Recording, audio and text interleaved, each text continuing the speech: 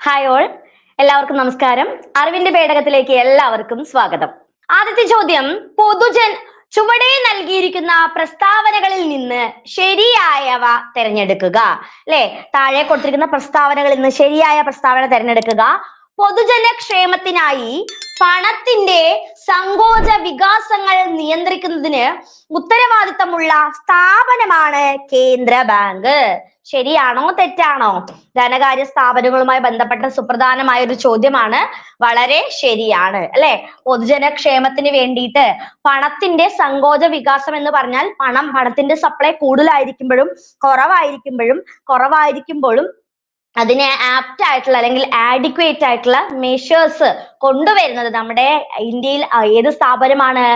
RBI ആണ്. Reserve bank of ഇന്ത്യയുടെ ദൗത്യം അല്ലെങ്കിൽ ഉത്തരവാദിത്തമാണ്. ശരിയാണ്. 1934 മാർച്ച് 6-നാണ് RBI നിലവിൽ വന്നത്. ആണോ? 1934 മാർച്ച് 6-ന് RBI ആക്ട് ആണ് പാസ്സാക്കിയത്. RBI ആക്ട് പാസ്സാക്കിയ വർഷമാണ് 34 മാർച്ച് 6 എന്ന് പറയുന്നത്.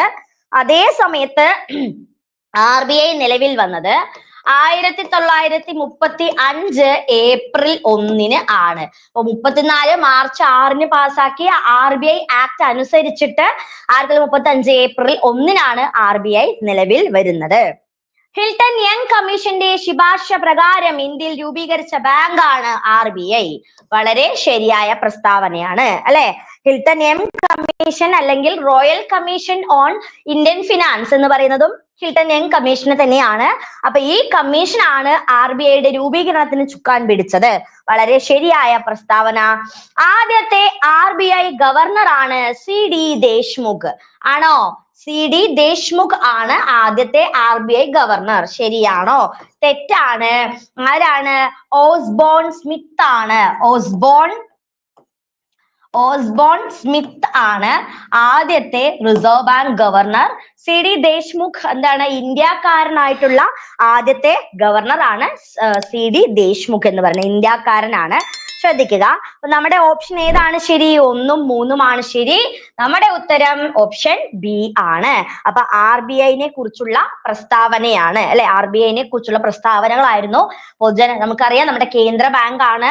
ലെൻഡർ ഓഫ് ലാസ്റ്റ് റിസോർട്ട് എന്നറിയപ്പെടുന്നു. ബാങ്കേഴ്സ് ബാങ്ക് ആണ്. ക്രെഡിറ്റ് കൺട്രോളർ എന്നാണ് അറിയപ്പെടുന്നത്. അതുപോലെ തന്നെ സർക്കാരിന്റെ ബാങ്ക് എന്ന് അറിയപ്പെടുന്നു. അങ്ങനെ പല പല വിശേഷണങ്ങൾക്ക് അർഹമായിട്ടുള്ള ഒരു ബാങ്കാണ് റിസർവ് ബാങ്ക് ഓഫ് ഇന്ത്യ. അതിനെ കുറിച്ചുള്ള സ്റ്റേറ്റ്മെന്റ്സ് ആണ് ഈ പറഞ്ഞത്. അടുത്ത ചോദ്യം കിടക്കാം അല്ലെ. അടുത്ത ചോദ്യം, ചുവടെ കൊടുത്തിരിക്കുന്ന സൂചനകളുടെ അടിസ്ഥാനത്തിൽ അതുമായി ബന്ധപ്പെട്ട സ്ഥാപനം ഏതാണ് എന്ന് തിരിച്ചറിയുക. ഒരു സ്ഥാപനവുമായി ബന്ധപ്പെട്ട കുറച്ച് ഹിൻസ് ആണ്, സൂചനകളാണ് തന്നിരിക്കുന്നത്. ശ്രദ്ധിക്കുക. ശിവരാമൻ കമ്മിറ്റിയുടെ ശുപാർശ പ്രകാരം രൂപീകരിച്ച സംവിധാനമാണ് ഇത്. കമ്മിറ്റിയാണ് എന്നില്ല, സംവിധാനമാണ് ഇത്. 1982 നവംബർ 5-ന് ഇത് രാഷ്ട്രത്തിന് സമർപ്പിച്ചു. രൂപീകരിച്ചതല്ല, രാഷ്ട്രത്തിന് സമർപ്പിച്ചു.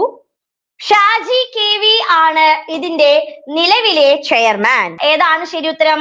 ശിവരാമൻ കമ്മിറ്റിയുടെ ശുപാർശ പ്രകാരം നിലവിൽ വന്ന ധനകാര്യ സ്ഥാപനമാണ് ഏത്? നബാർഡ് അല്ലെ. National bank for agriculture, rural and agriculture development അല്ലെ. National bank for agriculture development അല്ലെ, നബാർഡ്. നബാർഡ് എപ്പോഴാണ് നിലവിൽ വന്നത്?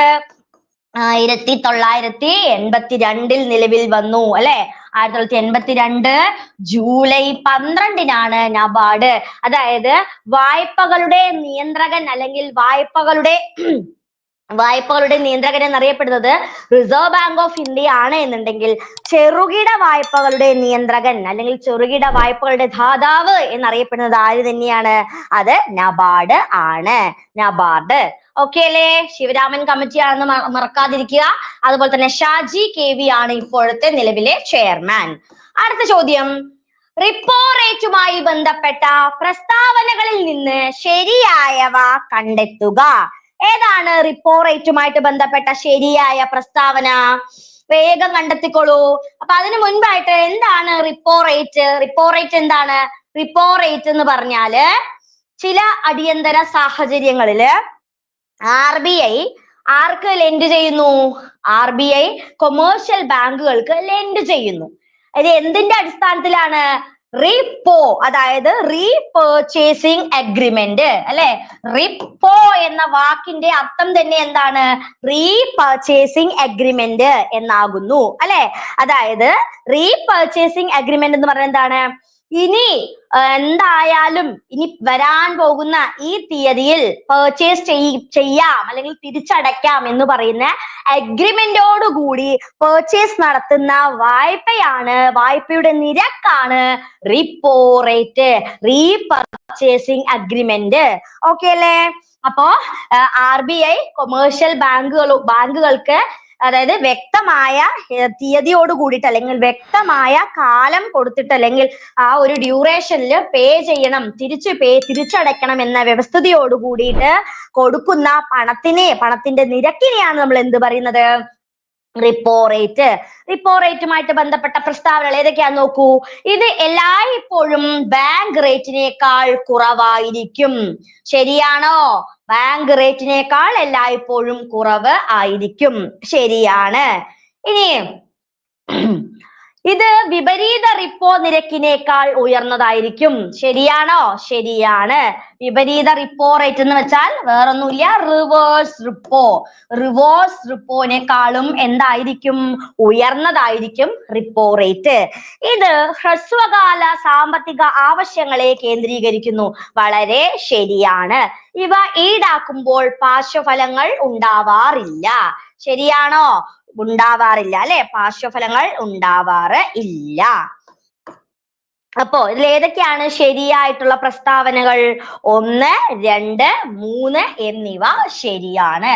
നമ്മുടെ ഉത്തരം ഏതാണ്? ഓപ്ഷൻ ബി ആണ്. റിപ്പോ റേറ്റ് എന്ന് വെച്ചാല് കൊമേഴ്ഷ്യൽ ബാങ്കുകൾക്ക് RBI റീപർച്ചേസ് ചെയ്യാം എന്ന അഗ്രിമെന്റോട് കൂടിയിട്ട് ലോൺ കൊടുക്കുന്നതിനെ അല്ലെങ്കിൽ വായ്പ കൊടുക്കുന്നതിനെയാണ് റിപ്പോ റേറ്റ് എന്ന് പറയുന്നത്. റിവേഴ്സ് റിപ്പോ റേറ്റ് എന്ന് വെച്ചാൽ അതിന്റെ ഓപ്പോസിറ്റ്, അതായത് ചില സാഹചര്യങ്ങളിൽ ഈ കൊമേഴ്ഷ്യൽ ബാങ്കുകൾ റീപർച്ചേസിംഗ് അഗ്രിമെന്റോട് കൂടിയിട്ട് RBIക്ക് നൽകുന്നതിനെയാണ് നമ്മൾ എന്ത് പറയുന്നത്? റിവേഴ്സ് റിപ്പോ എന്ന് പറയുന്നത്. ഓക്കെ അല്ലേ? അടുത്ത ചോദ്യം, താഴെ കൊടുത്തിരിക്കുന്നവയിൽ നിന്ന് സവിശേഷ ബാങ്കുകളിൽ ഉൾപ്പെടാത്തത് ഏത് എന്ന് കണ്ടുപിടിക്കുക. അല്ലെ, നമ്മുടെ ബാങ്കുകളെ നമുക്ക് പ്രധാനമായിട്ടും അവയുടെ പ്രവർത്തനത്തിന്റെയും അവ സ്ഥിതി ചെയ്യുന്ന അല്ലെങ്കിൽ അവ ഏത് മേഖലയിലാണ് അല്ലെങ്കിൽ അവയുടെ പ്രവർത്തന വ്യാപ്തി ഏത് മേഖലയിലാണ് എന്നതിന്റെ അടിസ്ഥാനത്തില് ബാങ്കുകളെ നമുക്ക് വാണിജ്യ ബാങ്കുകൾ, പൊതുമേഖലാ ബാങ്കുകൾ, സുവിശേഷ ബാങ്കുകൾ, പ്രത്യേക ബാങ്കുകൾ, വികസന ബാങ്കുകൾ എന്നിങ്ങനെ പല രീതിയിൽ തരംതിരിക്കാവുന്നതാണ്. ചോദ്യം ഇതാണ്, താഴെ കൊടുത്തിരിക്കുന്നവയിൽ നിന്ന് സുവിശേഷ ബാങ്കുകളിൽ ഉൾപ്പെടാത്തത് ഏതാണ്? ഏതാണ് ശരി ഉത്തരം? സുവിശേഷ ബാങ്കുകളിൽ ഉൾപ്പെടാത്തത് IFCI അല്ലെ. ഓപ്ഷൻ ഡി ആണ് നമ്മുടെ ശരിയായ ഉത്തരം. ഏതാണ്? ഓപ്ഷൻ ഡി ആണ് IFCI അല്ലെ. IFCI ആണ് സുവിശേഷ ബാങ്കുകളിൽ ഉൾപ്പെടാത്ത bank. Industrial finance corporation of India അല്ലെ. Industrial finance corporation of India ആണ് IFCI. ഇത് മാത്രം എന്താണ്? ഇത് മാത്രം ഒരു വികസന ബാങ്ക് ആണ്, ഒരു ഡെവലപ്മെന്റ് ബാങ്ക് ആണ്. Exim bank of India, SIDBI, NABARD ഇവയെല്ലാം എന്താണ്? പ്രത്യേക സവിശേഷ ബാങ്കുകളുടെ കാറ്റഗറിയിലാണ് ഉൾപ്പെട്ടിരിക്കുന്നത് അല്ലെ. സിഡ്ബി ആണെന്നുണ്ടെങ്കിൽ ചെറുകിട വ്യവസായങ്ങൾക്ക് അല്ലെങ്കിൽ ചെറുതും വലുതുമായിട്ടുള്ള വ്യവസായങ്ങൾക്ക് പ്രോത്സാഹനം നൽകുന്നതിന് ബാങ്കാണ്. എക്സിം ബാങ്ക് എക്സ്പോർട്ട് ഇമ്പോർട്ട് പ്രൊമോഷന് വേണ്ടിയിട്ട് പ്രാധാന്യം കൊടുക്കുന്ന ബാങ്കാണ്. അതേപോലെ നബാർഡ് നമുക്കറിയാം കാർഷിക മേഖലയിലുള്ള പരിവർത്തനത്തിന് വേണ്ടി മാത്രം കൊണ്ടുവന്നിട്ടുള്ള ബാങ്കാണ്. ചെറുകിട വായ്പകളുടെ നിയന്ത്രകൻ എന്നാണ് നബാർഡ് അറിയപ്പെടുന്നത്. ഓക്കെ അല്ലേ? അപ്പൊ ഇതിൽ കൂട്ടത്തിൽ പെടാത്തത് അല്ലെങ്കിൽ സുവിശേഷ ബാങ്കുകളിൽ ഉൾപ്പെടാത്തത് ഏത് മാത്രമാണ്? IFCI ആണ്. അടുത്ത ചോദ്യം, വാണിജ്യ ബാങ്കുകളുമായി ബന്ധപ്പെട്ട ശരിയായ പ്രസ്താവനകൾ തിരഞ്ഞെടുക്കുക. വാണിജ്യ ബാങ്കുകളുമായി ബന്ധപ്പെട്ട ശരിയായ പ്രസ്താവനകൾ നോക്കിക്കോളൂ. SBI, state bank of India, Canara bank തുടങ്ങിയവ പ്രധാനപ്പെട്ട വാണിജ്യ ബാങ്കുകളാണ്. ശരിയല്ലേ? ശരിയാണ് അല്ലെ. പൊതുമേഖലയിൽ പ്രവർത്തിക്കുന്ന പ്രധാനപ്പെട്ട വാണിജ്യ ബാങ്കുകളാണ് സ്റ്റേറ്റ് ബാങ്ക് ഓഫ് ഇന്ത്യയും കനറ ബാങ്കും. നിക്ഷേപങ്ങൾ സ്വീകരിച്ച് വായ്പകൾ നൽകുക എന്നതാണ് വാണിജ്യ ബാങ്കുകളുടെ പ്രധാനപ്പെട്ട ധർമ്മം. വളരെ ശരിയാണ് അല്ലെ. അതായത് RBIക്ക് ഇല്ലാത്ത എന്നാൽ കൊമേഴ്ഷ്യൽ ബാങ്കുകളുടെ മച്ചയും മാംസവുമായി അത്രയും ഇമ്പോർട്ടന്റ് ആയിട്ടുള്ള ഒരു പ്രവർത്തനം തന്നെയാണ് നിക്ഷേപങ്ങൾ സ്വീകരിക്കുക എന്നത്, അല്ലെ? നിക്ഷേപങ്ങൾ, ഡെപ്പോസിറ്റുകൾ സ്വീകരിക്കുക, ഇതാണ് പ്രധാനപ്പെട്ട വാണിജ്യ ബാങ്കുകളുടെ ധർമ്മങ്ങൾ. ATM, ലോക്കർ സംവിധാനം മുതലായവയാണ് പ്രധാനമായിട്ടും വാണിജ്യ ബാങ്കുകൾ നൽകുന്ന സംവിധാനങ്ങൾ. ശരിയല്ലേ? അതും ശരിയാണ്. അപ്പൊ ഏതാണ് നമ്മുടെ ശരി ഉത്തരം? ഏതാണ്?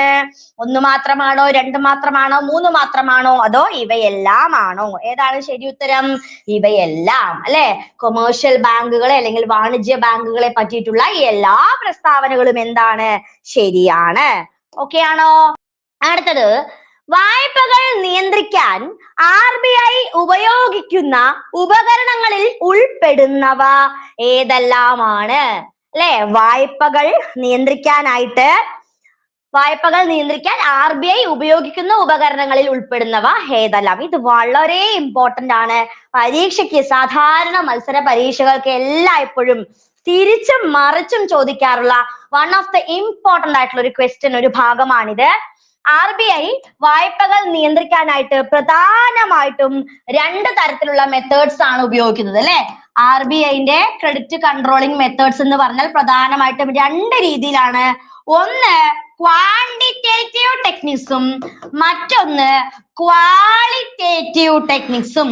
ക്വാണ്ടിറ്റേറ്റീവും അതേപോലെ തന്നെ ക്വാണ്ടിറ്റേറ്റീവ് ടെക്നിക്സും, അല്ലെ? ഗുണപരമായ വ്യവസ്ഥിതികളും അല്ലെങ്കിൽ പാരിമാണങ്ങളും അതുപോലെ ഗണപരമായ പാരിമാണങ്ങളും, ഇങ്ങനെ 2 രീതിയിലാണ് RBI എക്കോണമിയിലുള്ള പണത്തിന്റെ പ്രധാനത്തെ നിയന്ത്രിക്കുന്നത്. അപ്പൊ അതിൽ ഉൾപ്പെടുന്നവ ഏതെല്ലാമാണെന്നാണ് ചോദ്യം. ബാങ്ക് നിരക്ക്, CRR, SLR, തുറന്ന വിപണി പ്രവർത്തനം, എല്ലാം ശരിയാണ്. ഏതാണ് ഇതിൽ ശരിയായിട്ടുള്ള ഉത്തരം? എല്ലാം ശരിയാണ്. നമ്മുടെ ഉത്തരം ഓപ്ഷൻ സി ആണ്, അല്ലെ? ഈ പറഞ്ഞ ബാങ്ക് റേറ്റ്, SLR, CRR ഇതെല്ലാം ഏതിലാ ഉൾപ്പെടുക? ഇതെല്ലാം ക്വാണ്ടിറ്റേറ്റീവ് ക്രെഡിറ്റ് കൺട്രോൾസിലാണ് ഉൾപ്പെടുന്നത്. ഏതാണ്? ഇതെല്ലാം തന്നെ ക്വാണ്ടിറ്റേറ്റീവ് ക്രെഡിറ്റ് കൺട്രോളിംഗ് മെഷേഴ്സിൽ ഉൾപ്പെടുന്നു. അതേ സമയത്ത് ക്രെഡിറ്റ് റേഷനിങ്ങോ അല്ലെങ്കിൽ സെലക്റ്റീവ് ക്രെഡിറ്റ് കൺട്രോളിനോ മോറൽ സുവേഷനോ ഡയറക്റ്റ് ആക്ഷൻ എന്നൊക്കെയാണ് തരുന്നതെങ്കിൽ അതെല്ലാം ഏതിലാ ഉൾപ്പെടുക? അതെല്ലാം ക്വാളിറ്റേറ്റീവ് ക്രെഡിറ്റ് കൺട്രോളിംഗ് മെഷേഴ്സിൽ ഉൾപ്പെടും. ക്ലിയർ അല്ലേ? അടുത്ത ചോദ്യം, ചുവടെ ചേർത്തിരിക്കുന്ന സൂചനകളുടെ അടിസ്ഥാനത്തിൽ ബാങ്ക് ഏതാണെന്ന് കണ്ടെത്തുക. ഇന്ത്യയിൽ ഇലക്ട്രൽ ബോണ്ടുകൾ ഇഷ്യൂ ചെയ്യുന്നതിനും എൻകാഷ് ചെയ്യുന്നതിനും അധികാരമുള്ള ബാങ്ക്. ഇസ്രായേലിൽ ആദ്യമായി ശാഖ ആരംഭിച്ച ഒരു ബാങ്ക്. ഈ ബാങ്കിന്റെ cardless cash withdrawal service YONO cash എന്നാണ് അറിയപ്പെടുന്നത്. ജോൺ മത്തായി ആണ് ഈ ബാങ്കിന്റെ ചെയർമാനായ ആദ്യത്തെ മലയാളി. ഏത് ബാങ്കിനെ കുറിച്ചുള്ള പ്രസ്താവനകളാണിത്?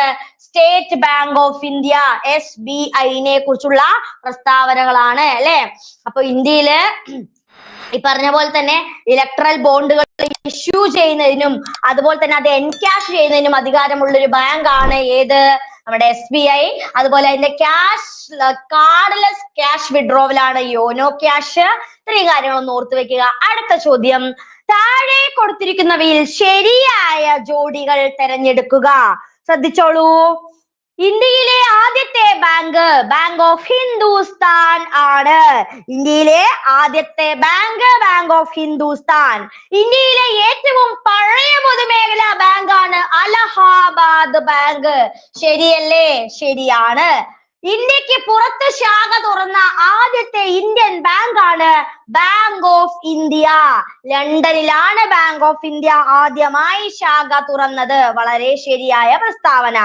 സംസാരിക്കുന്ന ATM ആദ്യമായി സ്ഥാപിച്ച ബാങ്കാണ് യൂണിയൻ ബാങ്ക്. ശരിയാണോ? ശരിയാണ്. ഏതാണ് നമ്മുടെ ഉത്തരം? 1, 2, 3, 4 ശരിയാണ്. നമ്മുടെ ഉത്തരം ഓപ്ഷൻ ഡി ആണ്. ഇവയെല്ലാം ശരിയാണ്. ഓക്കെ അല്ലേ? അടുത്ത ചോദ്യം, പേയ്മെന്റ് ബാങ്കുകളുടെ രൂപീകരണത്തിന് ശുപാർശ ചെയ്ത കമ്മീഷൻ ഏതാണ്? അല്ലെ? എല്ലാവരും ഓപ്ഷൻ ഡി പറഞ്ഞിട്ടുണ്ട്. വളരെ ശരിയാണ്. Well done all of you. അടുത്ത ചോദ്യത്തിലോട്ട് കടക്കാൻ നമുക്ക്. പേയ്മെന്റ് ബാങ്കുകളുടെ രൂപീകരണത്തിന് ശുപാർശ ചെയ്ത കമ്മീഷൻ ഏതാണ്? അല്ലെ? പേയ്മെന്റ് ബാങ്ക് നമ്മൾ പറഞ്ഞു, ബാങ്കുകളുടെ പ്രവർത്തനത്തിനും അതിന്റെ ആ പ്രവർത്തന വ്യാപ്തിക്കും അനുസരിച്ച് നമ്മള് ബാങ്കുകളെ സുവിശേഷ ബാങ്ക്, പ്രത്യേക ബാങ്ക്, അതുപോലെ വികസന ബാങ്ക്, അതുപോലെ പേയ്മെന്റ് ബാങ്ക് എന്നിങ്ങനെ പല രീതിയിൽ ഡിവൈഡ് ചെയ്യാന്ന് പറഞ്ഞു അല്ലെ?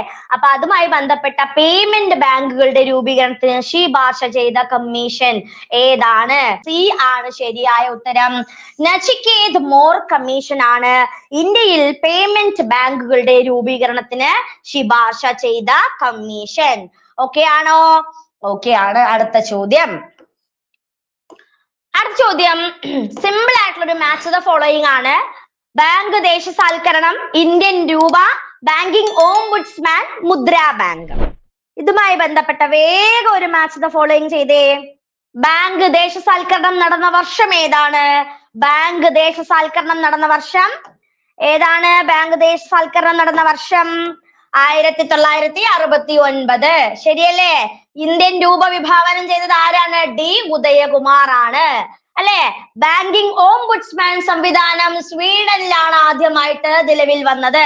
മുദ്രാ ബാങ്കുകൾ 2015 ഏപ്രിൽ 8-നാണ് ഇന്ത്യയിൽ പ്രവർത്തനം ആരംഭിച്ചത്. ചെറുകിട വായ്പകൾ നൽകുന്നതിന് വേണ്ടിയിട്ടുള്ള ബാങ്കുകളാണ് എന്ത് ബാങ്ക്? മുദ്രാ ബാങ്ക്. ഏതാണ് നമ്മുടെ ശരി ഉത്തരം? ഓപ്ഷൻ ഡി ആണ്. ബാങ്ക് ദേശസാൽക്കരണം 1969, ഇന്ത്യൻ രൂപ വിഭാവനം ചെയ്തത് അല്ലെങ്കിൽ ഡിസൈൻ ചെയ്തത് ഡി ഉദയകുമാർ, ബാങ്കിങ് ഓംബുഡ്സ്മാൻ സംവിധാനം Sweden, Mudra bank 2015 April 8. Okay അല്ലേ? അടുത്ത ചോദ്യം അമേരിക്കൻ സ്വാതന്ത്ര്യ സമരത്തിലേക്ക് നയിച്ച നിയമങ്ങളിൽ ഉൾപ്പെടുന്നവ ഏതെല്ലാമാണ്? അല്ലെ? അമേരിക്കൻ സ്വാതന്ത്ര്യ സമരത്തിലേക്ക് നയിച്ച നിയമങ്ങളിൽ ഉൾപ്പെടുന്നവ ഏതെല്ലാമാണ്? വേഗം കണ്ടുപിടിച്ചോ. വളരെ സിമ്പിൾ ആയിട്ടുള്ള ഒരു ക്വസ്റ്റ്യൻ ആണ്. ഏതാണ് ശരി ഉത്തരം?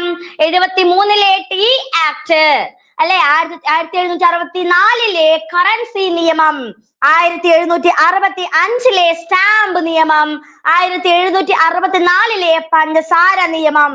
ആരൊക്കെയോ ആൻസർ പറഞ്ഞു. ശരണ്യ, ശ്രീജ, ഗൗരി, ഏഞ്ചൽ, ശാലിനി എല്ലാവരും ശരി ഉത്തരാണ് പറഞ്ഞത്. ഓപ്ഷൻ ഡി ആണ് നമ്മുടെ ശരി ഉത്തരം. ഈ എല്ലാ നിയമങ്ങളും അമേരിക്കൻ സ്വാതന്ത്ര്യ സമരത്തിലേക്ക് നയിച്ച പ്രധാനപ്പെട്ട നിയമങ്ങൾ ആയിരുന്നു അല്ലെ? വടക്കേ അമേരിക്കയിലെ ബ്രിട്ടന്റെ 13 കോളനികൾ മാതൃരാജ്യമായ ബ്രിട്ടനെതിരെ നടത്തിയ സ്വാതന്ത്ര്യ സമരമാണ് അമേരിക്കൻ സ്വാതന്ത്ര്യം. നമുക്കറിയാം അല്ലെ? അതിന് കാരണമായത് പഞ്ചസാര നിയമം, സ്റ്റാമ്പ് നിയമം, കറൻസി നിയമം, അതുപോലെ ടീ ആക്ട് മുതലായവ ആണ് അല്ലെ? അടുത്ത ചോദ്യം ചുവടെ കൊടുത്തിരിക്കുന്ന പ്രസ്താവന പരിശോധിച്ച് ശരിയായവ തിരഞ്ഞെടുക്കുക. നോക്കൂ, വടക്കേ അമേരിക്കൻ ജനതയെ കൊളംബസ് വിശേഷിപ്പിച്ചത് ഇന്ത്യക്കാർ എന്നാണ്. ശരിയാണോ? ഈ പ്രസ്താവന ശരിയാണോ തെറ്റാണോ? ശരിയാണ്. വടക്കേ അമേരിക്കൻ ജനതയെ കൊളംബസ് ഇന്ത്യക്കാർ എന്ന് വിശേഷിപ്പിച്ചിരുന്നു. റെഡ് ഇന്ത്യൻസ് എന്നറിയപ്പെടുന്ന ജനതയാണ് വടക്കേ അമേരിക്കൻ ജനത. വളരെ ശരിയാണ്. ഇംഗ്ലണ്ടിലെ രാജാവിന്റെ മതപീഡനത്തെ തുടർന്ന് അമേരിക്കയിൽ എത്തി കോളനികൾ സ്ഥാപിച്ച ഇംഗ്ലീഷുകാരനാണ് തീർത്ഥാടക പിതാക്കൾ എന്നറിയപ്പെട്ടത്. അതും ശരിയായ പ്രസ്താവനയാണ്. അടുത്തത്, ഇംഗ്ലണ്ടിന്റെ സഹായത്തോടു കൂടിയിട്ട് കോളനികൾ നടപ്പിലാക്കിയ വാണിജ്യ നയമാണ് മെർക്കന്റലിസം. ശരിയല്ലേ? അതായത് വ്യവസായത്തിന് പ്രാധാന്യം കൊടുത്തുകൊണ്ടുള്ള ഇംഗ്ലണ്ടിൽ നടപ്പിലാക്കിയ ഒരു വാണിജ്യ നയമായിരുന്നു എന്ത്? മെർക്കന്റലിസം എന്ന പേരിൽ അറിയപ്പെട്ടത്. ഏതാണ് ശരിയായ ഉത്തരം? ഇതില് എല്ലാ പ്രസ്താവനകളും ശരിയാണ്. നമ്മുടെ ഉത്തരം ഓപ്ഷൻ ഡി ആണ്. ഓപ്ഷൻ ഡി ആണ് നമ്മുടെ ശരിയായ ഉത്തരം. അടുത്ത ചോദ്യം, താഴെ നൽകിയിരിക്കുന്ന വസ്തുതകൾ നിരീക്ഷിക്കുക, തെറ്റായവ തിരഞ്ഞെടുക്കുക. താഴെ കൊടുത്തിരിക്കുന്ന പ്രസ്താവനകളിൽ നിന്ന് തെറ്റായ പ്രസ്താവന തിരഞ്ഞെടുക്കുക. ഏതാണ് നോക്കൂ. ബോസ്റ്റൺ ടീ പാർട്ടി നടന്ന വർഷം 1776 ഡിസംബർ 16-നാണ്. അമേരിക്കൻ വിപ്ലവങ്ങൾ പഠിക്കുന്ന സമയത്ത് വിപ്ലവങ്ങൾ ഏത് ടോപ്പിക് പഠിക്കുകയാണെങ്കിലും വളരെ റെലവെന്റ് ആയിട്ടുള്ള ഒരു ടോപ്പിക്കാണ് ഏത്? ബോസ്റ്റൺ ടീ പാർട്ടി അല്ലെ? 1773 ഡിസംബർ 16. ഓക്കെ അല്ലേ? അടുത്തത് നോക്കൂ. ഒന്നാം കോണ്ടിനെന്റൽ കോൺഗ്രസ് നടന്ന സ്ഥലമാണ് റോഡ് ഐലൻഡ്. ശരിയാണോ? ഒന്നാം കോണ്ടിനെന്റൽ കോൺഗ്രസ് നടന്നത് റോഡ് ഐലൻഡിലല്ല, അത് ഫിലാഡൽഫിയിലാണ്. ഫിലാഡൽഫിയാണ് ശരിയായ ഉത്തരം. രണ്ടാം കോണ്ടിനെന്റൽ കോൺഗ്രസ് നടന്ന വർഷം 1774 ശരിയാണോ? 75 74 1775. കോമൺ സെൻസ് എന്ന ലഘുലേഖനം തയ്യാറാക്കിയത് ജോർജ് വാഷിംഗ്ടൺ ആണ്. ആണോ? അതും തെറ്റാണ്. തോമസ് പെയിൻ ആണ് കോമൺ സെൻസസ് എന്ന് പറയുന്ന ലഘുലേഖയുടെ വക്താവ്. കോമൺ സെൻസ് ആരുടേതാണ്? തോമസ് പെയിനിന്റേതാണ്. അപ്പൊ ഈ കൊടുത്തിരിക്കുന്നതിൽ ഏതൊക്കെയാണ് തെറ്റായ പ്രസ്താവന? 2, 3, 4 അല്ലെ? 2, 3, 4 നമ്മുടെ ഉത്തരം ഓപ്ഷൻ ഡി ആണ്. 2, 3, 4 തെറ്റായ പ്രസ്താവനകൾ. ഓക്കെ അല്ലേ? അടുത്ത ചോദ്യം. മനുഷ്യന് ചില മൗലിക അവകാശങ്ങളുണ്ട്, അതിനെ ഹനിക്കാൻ ഒരു ഗവൺമെന്റിനും അവകാശമില്ല.